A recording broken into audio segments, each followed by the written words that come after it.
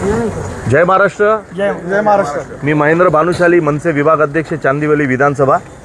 माझ्यासोबत आहेत आमचे बेडेकर साहेब आहेत, रणजित साळवी साहेब आहेत. हे स्थानिक आहेत सगळे इकडचे आणि हे पूर्ण जनता आहे. HDLमध्ये यांना सगळ्यांना राहण्यासाठी घरं देण्यात आलेले आहेत, परंतु फक्त घरं भेटलेत. घरं भेटल्यानंतर जी सुविधा पाहिजे की तुम्हाला पाणी पाहिजे, तुम्हाला चांगले रस्ते पाहिजेत, तुम्हाला साफ गटर पाहिजेत, इथं काही सुविधा नाही आहे लोकांना. फक्त कसा असतो त्यावेळी निवडणूक असेल म्हणून काय यांना एक चावी दिली असेल हातात, तुम्हाला चांगले घरं देतो, बरोबर आहे ना, तुम्हाला चांगले घरं देतो, थोडं पाठी जा, तुम्हाला चांगले घरं देतो, हे सगळे नाटकं केले असतील. आपण पाठी जाऊ थोडा. हे सगळे नाटकं केले असतील आणि आपण पण काय होतोय, खुश होतो. आपण राहायला आलो इथे, मतदान करायला गेलो असणार तिकडे. ही सिस्टम ह्याच्या अर्थ सगळ्या ठिकाणी चालू आहे. आमच्या इथे पण काही लोक आले असतील ना, आमच्या चांदिवली विधानसभेचे पण काही लोक आले असतील इथे, बरोबर आहे ना, त्यांना पण हेच प्रॉब्लेम असेल. परंतु प्रॉब्लेम कसा आहे माहिती आहे सगळ्यांचा तुमचा, की कोण बोलत नाही. आता मला वाटतं रणजितभाई मला गेल्या कित्येक दिवसापासून माझ्या पाठी लागलेत की तुम्ही या, तुम्ही या, तुम्ही या, आमची अडचण बघा. आम्ही सगळ्यांना सांगून थकलो आहे.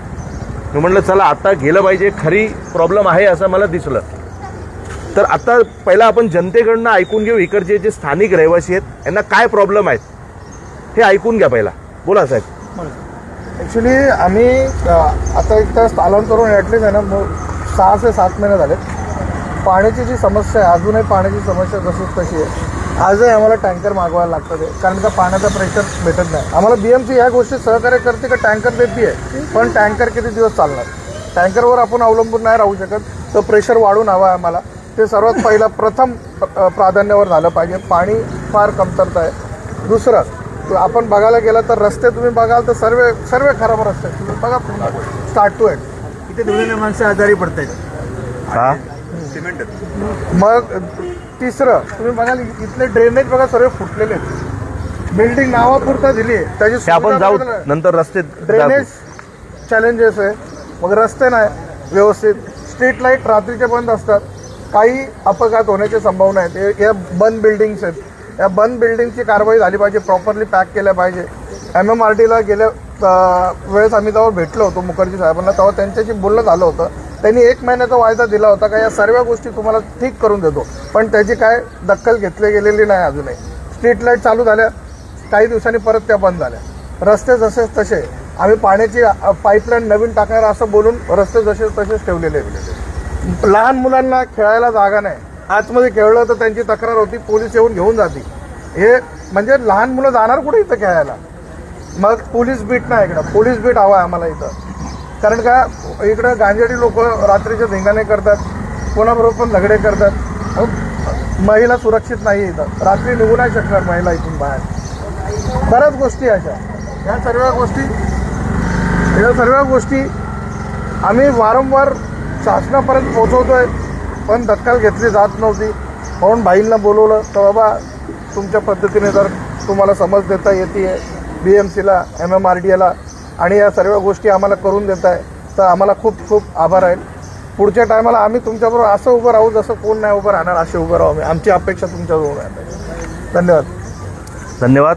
बोलायचं अजून?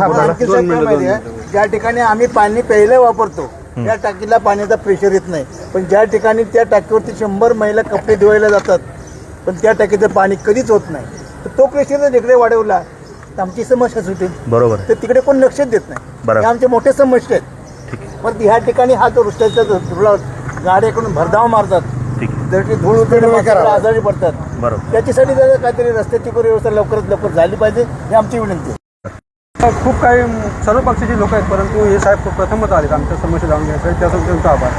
तिथे जाणून घ्यायच्या भरपूर समस्या आहेत, परंतु एक समस्या म्हणजे बिल्डिंगच्या पाठीमागे जर गेलात तर एकदम भयान शांतता आहे. म्हणजे काय माहिती, एखादी बाई माणूस किंवा लहान मुलगा गेला तर 7च्या 8च्या नंतर तर म्हणजे एकदम कोणत्या प्रकार घडू शकतो असं ते चर्ची, गांजेडू किंवा इतर प्रकारचे लोक ती साईडला ती नष्ट करतात. त्याच्यामुळे ते एक सुद्धा आहे. आणि पाण्याची सुविधा आणि हे रस्ते खूपच खराब आहेत. आणि ती समस्या म्हणजे धुळा उडून लोकांना त्रास होऊ शकतो, लहान मुलांना किंवा बाईक माणसाला त्रास होतो. क्या ताई या बोला तुम्ही पण. खरोखरच सर्व रहिवासी त्रस्त आहेत. बरे आम्ही त्या नरकात मावरला होतो आणि परत इथे टाकला, इथे सुद्धा त्याच्यापेक्षा बेहतर अवस्था आम्ही झाली. त्याच्यामुळं आम्ही काय आता गेल्या तर राहू इथे, पण आम्हाला सर्व सुविधा झाल्या पाहिजेत. आता महापुष्कर नवीन आल्यात मुंबईच्या महापौर तावडे मॅडम, त्यांनी सुद्धा एक लक्ष द्यावं. त्यांना पण टॅग केलंय, त्यांच्याकडून काही प्रतिसाद आला नाही. ज्यांना माणुसकी अशा उद्देशाने साहेब आलेत आणि त्यांचे आभारी आहोत. खरोखर ही कामं सर्व करून घ्यावी. आम्ही सर्व रहिवाशांच्या पाठी उभे राहू. धन्यवाद. एकच मिनिटं बोलतो. ज्या प्रकारे हे सर्व समस्या आहेत ना, मी फेसबुक लाईव्ह केला होता आणि त्याच्यामध्ये महापौरांना पण टॅग केलाय, इकडच्या स्थानिक नगरसेवकांना टॅग केलाय, इकडच्या आमदारांना केलाय, खासदारांना केलाय, सर्व जे मेन पुढारी आहेत त्यांना केलंय आणि बंधूंना पण केलं होतं.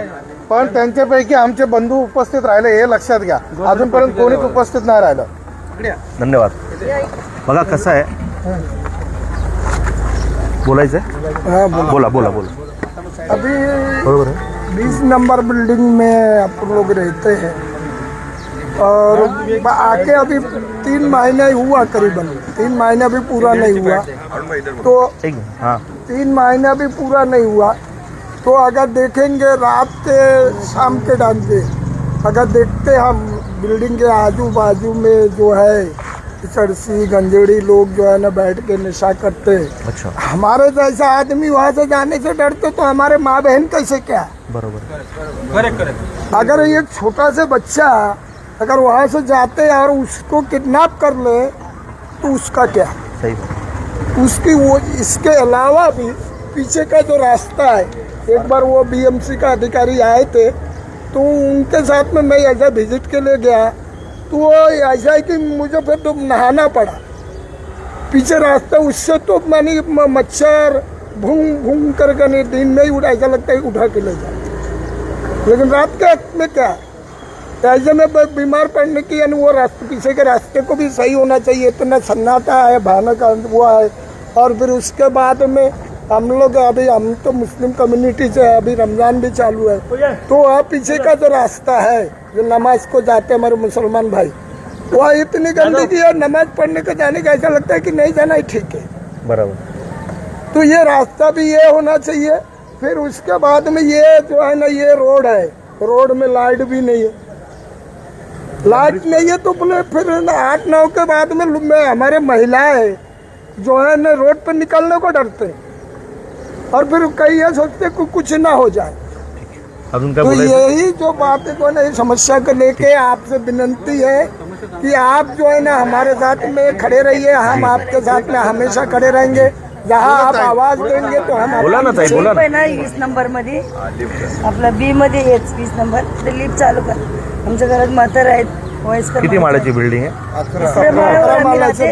तुम्ही राहू द्या किती 11. तुम्हाला तिसऱ्या माळ्याला एवढी त्रास आहे, 11 माळ्याला किती त्रास काय असेल ना? सगळ्यांना पाहिजे. ठीक आहे, लिफ्टचा प्रॉब्लेम आहे. सर्वांना. एमसी रिन्यू ते समोर डेब्रिज. डेब्रिज पडलाय. ठीक आहे. आता मी थोडं माझ्या पद्धतीने मला जे बोलायचं ते मी आपल्याशी बोला. बोलतो. बघा कसं आहे, हे काम आहे ना, एक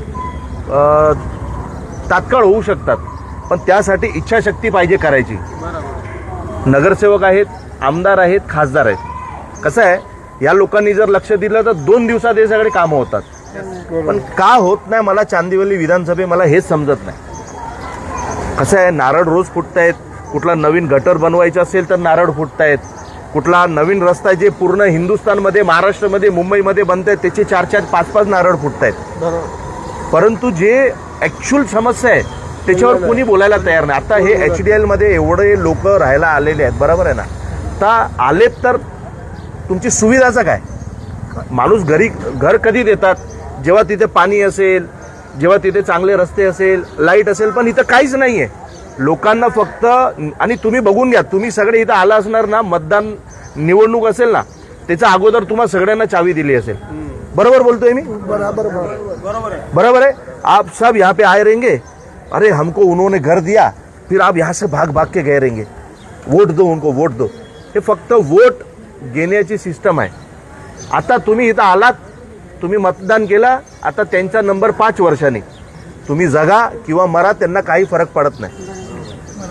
आणि मेन कसं आहे, ह्या सगळ्या नेत्यांनी काय एक सवय लावली आहे, छत्र्या, साड्या, प्रेशर कुकर, हे जे आपल्याला मोफत भेटतात ना, आपण सगळे घेतो. पण त्यांना माहिती आहे की एकदा आपण त्यांना काय दिलं, आणि मेन निवडणुकीच्या अगोदर 2,000 3,000 ही सिस्टम चालू झालेली आहे एक मताची.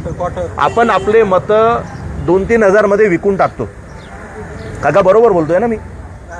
म्हणून ही परिस्थिती आहे. पण आता आम्हाला तर काम करायचंय. तुम्ही म्हणताय की आम्ही तुमच्या सोबत राहू, पण हे ऐकून ऐकून आम्ही पण थकलो आहे. लोक काम करून घेतात, थांबणार की नाही थांबणार 4 वर्षांनी माहीत पडणार. म्हणून मी इथं कुठल्या अपेक्षेने नाही आलोय की तुम्ही मला मतदान करणार, तुम्ही मला हे करणार म्हणून मी येणार, असं नाहीये. राज ठाकरे साहेबांची शिकवण आहे, जिथं लोकांना त्रास असेल तिथे उभे राहा. तर मी माझ्या राज ठाकरे साहेबांच्या आदेशाने इथं मी आलेलो आहे. बरोबर आहे ना? आता इथे काय काय प्रॉब्लेम आहेत हे मी सांगतोय. एकतर लोकांना पिण्यासाठी पाणी नाही, बरोबर आहे. महानगरपालिका त्यांना टँकर देते, कंटिन्यू वेळेवर देते. त्यासाठी हेर्लेकर साहेब तुमचा धन्यवाद. नंबर 3, चालण्यासाठी रस्ते नाही आहेत, बरोबर आहे. लाईट्स नाही आहेत, खेळण्यासाठी मैदान नाही आहेत. आणि खास करून मी तुम्हाला दाखवतोय की हे जे बघा हे डेब्रिज आहे. या आता आपण सगळे एक राऊंड मारूया, काय परिस्थिती आहे ते आपण दाखवूया. हे बघा हे डेब्रिजचा पूर्ण डोंगर आहे इथे, हे दाखवू आहे, बरोबर ना? आता ह्याच्यामुळे किती धूळ उडत असेल तुमच्या घरात. एकदम धूळ आहे ना. पण कसं आहे, त्यांना त्यांच्या घरात जात नाही ना, हे तुमच्या घरात आहे.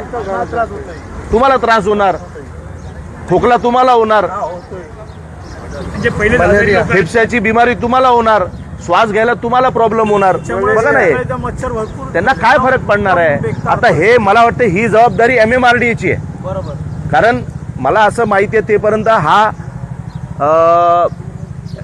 BMC ला हँडओव्हर नाही केलंय हा रस्ता आणि हे सगळे बिल्डिंग. MMRD आणि SRA या दोघांनी मिळून ह्याच्यामध्ये लक्ष दिलं पाहिजे. परंतु त्यांना माहिती आहे जनता येते तर जनता किती धावणार. आता तुमच्या सोबत सन्माननीय राजसाहेब ठाकरे हे तुमच्या सोबत आहेत आणि त्यांच्या कार्यकर्ता आता तुमच्या सोबत MMRD मध्ये येणार. तुम्ही येणार का पहिलं मला ते सांगा, नाहीतर का तुम्ही हे बिल्डिंगच कधी पडणार हो.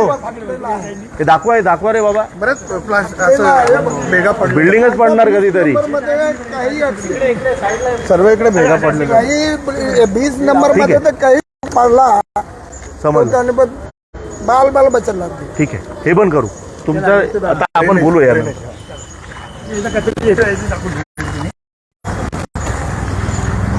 चांगले आहेत गटर, कसं वाहणार आहे, चांगलं आहे एकदम. कंटिन्यू वाहतं. हे बघा हे साफसफाई. आता हे सगळे पैसे घेत असतील हा? कुठं गेला हे दाखव. आता तर फक्त हे छोटाच आहे, याच्या अर्थ इथं कोण झाडू मारायला पण येत नाही, हे पक्का झाला. कधीच नाही हे सगळे गटर साफ आहेत का? हे सगळे ड्रेनेज फुटा हुआ है ना. ड्रेनेज सब हे सगळे गटर साफ आहेत का? हे नाही पण साफ नाही. बघा काय नाही. आता पाणी नाही, कचरा एकदम पॅक होऊन गेलेले आहेत. आणि हे बघा हे दाखवा सगळे बिअरच्या बाटल्या मस्त किंगफिशर. दाखवतो इथं. तिथे माहिती आहे मला, तिथे मोदी सरकार बी होते ना बिअरच्या बाटलीमध्ये. हे बघ, साहेब, असे ते दाखवाय काय साफसफाई दिलेली आहे ना. ते बाटल्या दाखवूया. फोडून बाटल्या साहेब. एक मिनिट जरा तुम्हाला दाखवा काका दाखवा. संध्याकाळ झाली नाही म्हणजे इकडे आतमध्ये बसलेले असतात. ये बिल्डिंग में कम से कम जो है 70 से 80 रूम है. ये रूम है, इसमें पाइप देखिए ना कितनी बारीक लगाया हुआ है. अभी वो लोग आया नहीं है, लेकिन जिस बिल्डिंग में आ रहे लोग, ऐसा है पानी जो है अभी भी यहाँ पे बहुत सारे जगह पे काम चालू है. तो बैनर्जी साहब का नाम लिया ना किसी ने. अब वो बैनर्जी साहब को इधर आने को टाइम नहीं है ना, कि कॉन्ट्रैक्टर क्या माल लगा रहा है, कॉन्ट्रैक्टर क्या सामान लगा रहा है, वो देखेंगे तो उसको बोलेंगे ना अच्छा लगा. वो देखना ही नहीं है, क्योंकि अगर इसकी जगह ओरिजिनल लगाएगा तो फिर माल कैसा मिलेगा. प्रॉब्लम ये है ना. ये सब सिस्टम है इधर पे, होएगा, सबका हिसाब होगा, टेंशन मत लो. पैसा फेंको तमाशा देखो, है ना.